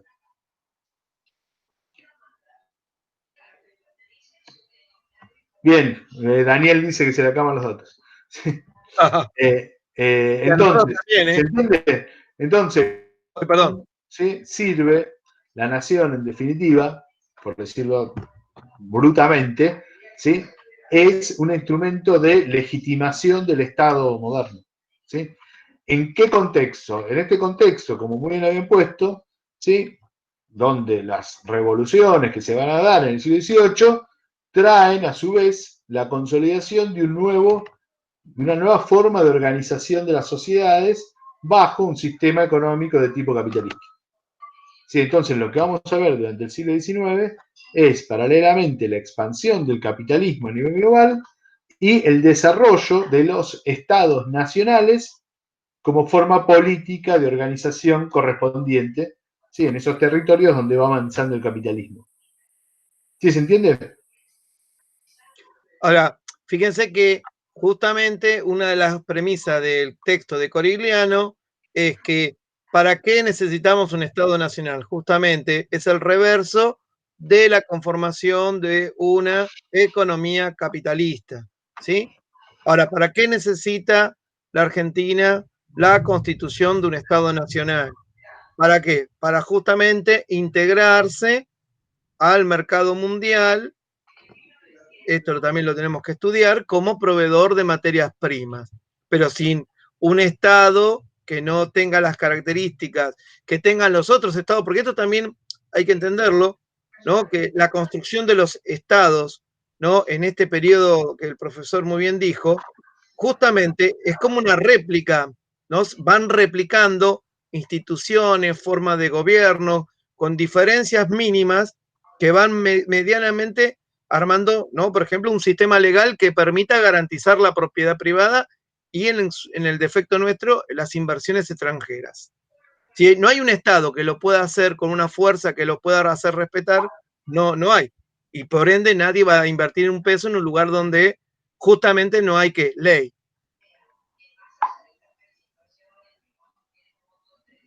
Bien, podríamos pasar, ¿se entiende más o menos, se entiende por dónde viene el concepto de nación, qué relación tiene con el Estado? ¿Sí? Perfecto. Entonces, ¿quieren avanzar en Estado Nacional? Ya, lo que pasa es que no nos va a quedar mucho tiempo para la parte histórica. No, ya directamente no nos queda nada para el otro. Sí. Bueno, nos emocionamos con 4 hojitas. ¿Vieron que 4 hojas no significa que sea, digamos, que sea poco importante lo que dice? Lo que pasa es que esas 4 hojas después nos marcan un montón de conceptos que van a volver a aparecer y que vamos a entender como dados, ¿sí? O no dados, como ya entendidos. Bueno, acá llegamos a lo mismo, ¿no? Sí, no, pasé porque esto es lo que estábamos charlando recién. ¿Sí? Bueno, esto ya... ¿Qué hacemos? ¿Cómo? A ver. Bueno, acá, cuando terminamos, ¿no?, de pensar las definiciones de Estado y Nación, que en realidad el profesor Moyo hizo muy bien en hacerlo una mirada crítica sobre eso, no decir, bueno, me aprendo de memoria las 2 definiciones y ya zafé. Ya sé lo que es el Estado y ya sé lo que es nación. No, justamente. Pero dentro de esa mirada, y fundamentalmente tomando en cuenta esa definición, lo que hace Corigliano, y tomándolo de Oxlack, es presentar cuáles son las condiciones, los atributos que debe tener un Estado para justamente considerarse un Estado-nación, ¿sí? O un Estado nacional en realidad, ¿sí? Y ahí manifiesta 4 atributos o capacidades también, que son estas 4 que vemos en pantalla, ¿sí? Y ahora vamos a describir cada una de ellas, ¿no? Manifestar su poder, institucionalizar su autoridad, diferenciar su control, internacionalizar una identidad colectiva. Vamos a la primera. La primera tiene que ver justamente con la idea en la cual cómo se constituye, ¿sí? En esa relación, dice el texto, interestatal. Y yo cuando pienso eso, pienso en 2 posibilidades. Una, en el caso argentino, ¿no?, la necesidad que ese Estado nacional tiene de ser reconocido. ¿Por quién? Fundamentalmente, por estados que ya existen, ¿sí? Y ahí hay 2 tipos de estados que existen. En el caso argentino, están las provincias, que son justamente las que le dan origen al Estado nacional, por eso la Constitución dice que son preexistentes, pero también la existencia de estados externos que reconocen la existencia, ¿no?, de ese Estado, con el cual después van a trabar relaciones, ¿sí? Digamos, esta sería la primera capacidad o condición que debe reunir. La segunda, ¿sí?, tiene que ver un poco con lo que estuvimos hablando hasta acá, esta idea de monopolizar, ¿no?, los instrumentos de coerción. Pero cuando dice monopolizar, ir digamos, pasar a la acción. Esto quiere decir lograr que no haya nadie que discuta, ¿no?, o que ose tener el monopolio de la fuerza, o que esa fuerza no esté monopolizada. Por ejemplo, en el caso de la Argentina, ¿no?, como el ejército en particular, después lo vamos a ver con los mecanismos, o ustedes lo aplican en los mecanismos, ¿no?, que son los mecanismos represivos, como el Estado debe hacer todo lo posible para poder monopolizar esa fuerza, que no es una cuestión que se logra de un día para el otro, sino que tiene que ir desarmando, no sé, en la época monárquica, las huestes feudales, en el caso nuestro, a los caudillos. Ahora, la diferenciación de su control tiene que ver también con la aparición, primero, fundamentalmente, que el Estado legítimamente logre extraer recursos de la misma sociedad. Y para eso tiene que establecer instituciones que lo puedan hacer. Y ahí es donde aparece lo que estuvimos hablando recién, la burocracia, ¿no? Lo que hace que la institución es el tipo que te cobra los impuestos, ¿no?, el que te mete el sellito en el coso. ¿Y qué hace? Que el Estado esté presente, por decirlo de una manera, pero a la vez tenga la potestad, el único, ¿no?, de meterte la mano en el bolsillo, porque el Estado no solamente tiene el monopolio de pegarte un palo si quieres, sino también de meterte la mano en el bolsillo, ¿sí? ¿Por qué? ¿Porque es malo? No, porque necesita esos recursos justamente en el terreno fiscal, ¿sí? Necesita esos recursos ¿para qué? Para sostener a ese Estado, sostener a esa fuerza de seguridad, sostener la escuela, la educación, la salud, ¿no? Por eso muchas veces, más allá de que entre dientes regañamos, pagamos impuestos, ¿sí? Por decirlo de alguna manera. Y finalmente, internalizar una identidad colectiva tiene que ver con que el rol del Estado generalmente es eso, buscar la manera de, ¿cómo decirlo?, construir esa identidad, ¿no?, constantemente a través, por ejemplo, y obviamente estamos hablando de un Estado que se construye a mediados del siglo XIX, ¿no?, de esa identidad colectiva construirla en lugares como, por ejemplo, la escuela. No es casualidad que esa identidad colectiva se construya en un conjunto de rituales escolares que tiene que ver, por ejemplo, ¿no?, con la identificación de los símbolos patrios, las fiestas, digamos, patrias, como 25 de mayo, 9 de julio, ¿no? Y esta cuestión de internalizar la identidad es constantemente el Estado bombardea, ¿no?, obviamente ideológicamente, ¿sí?, y trata de construir, por supuesto, la idea ¿cuál es? Y no es casualidad que justamente en mediados del siglo XIX, cuando, en la segunda mitad del siglo XIX, cuando se van constituyendo los estados nacionales, la escuela, la historia, sean elementos que entren a jugar ¿para qué? Para justificar, tratar de construir ese pasado común. Y en nuestro caso, mucho más todavía. Ustedes piensen, ¿no?, que gran parte de nuestras escuelas, no todas, porque algunas, pero convengamos, ¿no?, recién hablaba el compañero, ¿no?, de la posibilidad de compartir el mismo espacio, ¿no?, con alguien que vive del otro lado del Río de la Plata y con alguien que venga del norte, de origen Colla, y justamente, ¿qué hace la escuela? Tratar de unificar esta identidad a partir de la currícula, ¿sí? Es un poquito más complejo. Después lo vamos a ver un poquito más cuando desarrollemos el caso histórico argentino. Pero básicamente, la idea de la identidad es justamente esa, ¿no?, armarnos una especie de, ¿cómo diría?, de elementos que conforman esa identidad y que muchas veces nos desayunamos en la escuela, que existen. La historia común, enseñar ese idioma, ¿no? Porque más allá de la crítica sobre ese concepto, el Estado apunta a ¿qué? A unificar, ¿sí? A que todos medianamente seamos parecidos, por decirlo de alguna manera. Ahora, todo eso, como dijimos recién, es necesario porque está la condición material que acá el compañero puso, que es justamente la necesidad de construir un Estado, ¿sí?, que pueda integrar a esa nación, ¿a qué? Al resto del concierto de las naciones, fundamentalmente a través de ¿qué? De un mercado unificado, fundamentalmente lo que es la etapa capitalista. No sé si ahí mis compañeros quieren agregar algo más. Sí, una cosita sobre esta última condición material, como para que lo puedan relacionar con la parte histórica.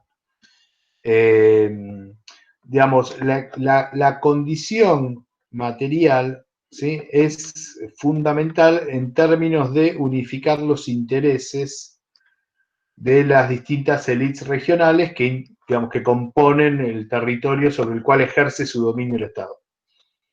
¿Sí? Digamos, porque ese es un elemento central en la posibilidad de definir un proyecto económico en común. ¿Sí? Digamos, vamos a ver que uno de los obstáculos precisamente para la formación del Estado Nacional en Argentina tenía que ver con que, precisamente, como no había una integración del mercado internamente, y esto derivaba en que las distintas élites regionales tuvieran, digamos, intereses distintos, eso lo llevaba a confrontar, ¿sí? y que sus perspectivas económicas dependieran de proyectos distintos, de distintas formas de integrarse en los mercados o con los mercados externos, ¿sí? Y esto va a tener una expresión claramente política, las luchas civiles y los enfrentamientos entre las provincias, etc. ¿Sí? Entonces, tengan presente que en general todos los procesos de unificación política son precedidos por instancias de unificación económica. Un ejemplo clarísimo que tenemos contemporáneo de eso es la experiencia europea, ¿sí? Europa, antes de ser la Unión Europea, que es una etapa que todavía es intermedia, está en proceso de consolidación de ciertas instituciones políticas comunes, etc., antes de eso fue el mercado común europeo. El mercado común europeo sirvió a los efectos, o sirve, ¿sí?, a los efectos de ir conformando esa unidad económica, de eliminar barreras para la circulación comercial, para la circulación de personas, la unificación de la moneda, ¿sí?, que todos usen la misma moneda, la unificación de las legislaciones laborales, ¿sí?, todo eso en Europa fue encaminándose a llegar a un punto en el cual los intereses económicos fueran de alguna manera equilibrándose, ¿no? Y esto, digamos, es lo que permite en una segunda instancia crear el Parlamento Europeo, ¿sí?, ir hacia una tendencia de unificación en la acción política de todo el conjunto de los países que integran la Unión Europea. Pero bueno, eso en Argentina lo vamos a ver, se ve bien, ¿sí?, en el texto de Corigliano, así que pueden leerlo, ¿sí?, para poder entenderlo desde ese punto de vista. Me parece que se nos está metiendo gente de la clase que viene. Sí, yo la dejo entrar, pobre, para que vean que estamos justos. A ver, perdón, Gustavo. Ahora, muchachos, obviamente se nos acabó el tiempo, pero porque tenemos que tomar un vasito de agua para hacer el show de la otra hora. Pero ahora ustedes tienen que ir de lleno a lo que es la lectura del modelo agroexportador, ¿no? Justamente que es, digamos, la pata económica de este proceso que acaba de explicar el profesor. Y es que la conformación de nuestra integración al mercado mundial, fundamentalmente como proveedor de materias primas y alimentos, ¿no? Por supuesto, bueno, igual no se hagan problema, la clase que viene, como todavía estamos medio despelotados, si hay una pregunta del modelo agroexportador le vamos a responder, ¿no, compañero? ¿O damos por cerrado hasta la década del 30 así por decreto? No, yo tomo la palabra un segundo porque tenemos que cerrar porque están entrando alumnos de las otras comisiones de la noche. Y como tienen todos el mismo link, se van a meter acá. Lo que quería decirles es lo siguiente: sigan con las lecturas del cronograma, no se alejen del cronograma. Nosotros el viernes les vamos a mandar en un mail algunas preguntas guía relacionadas con estos temas y los que no llegamos a abordar hoy, es decir, la conformación del modelo agroexportador, la instalación del llamado orden conservador en lo político y los desafíos del radicalismo. Digamos que esa sería la idea para que ustedes el viernes trabajen a partir de esas preguntas hasta la clase del martes. Y en la clase del martes próximo, martes 13, nosotros vamos a retomar algunas cuestiones de la clase de hoy, pero nos vamos a meter de lleno en la etapa histórica propiamente dicha de la Argentina, del siglo XIX y comienzo del siglo XX. Ese sería el plan. Así que bueno, en principio les damos las buenas noches por hoy. Vean mi video del modelo agroexportador, que es la clase número 2. Sí. Síganme, pónganme un me gusta en el video. Bueno, nos despedimos. Que tengan buena semana para todos. Dejamos ir comisión 22, 4, 56 y 57 y dejamos entrar a la gente nueva. Miguel, parás de grabar así después. Lo nuestro va a ser en continuado hoy, ¿eh? Pero yo diría que corta la grabación para que... Vamos a... Gracias, buenas noches. Yo diría... ¿Qué hacemos? Dejo conectado y paramos un minuto, vamos 2 minutos a tomar un... Yo voy a buscar el mate de agua caliente. Pero corta la grabación, así sirve para subir el... Listo, mira, me he olvidado de eso. Completa. No vamos a subir 2. Buenas noches, profesor. ¿Qué tal? Hola, ¿qué tal? ¿Cómo estás? Corto la grabación, ¿no? Sí, ahí está. Todo bien. Gracias.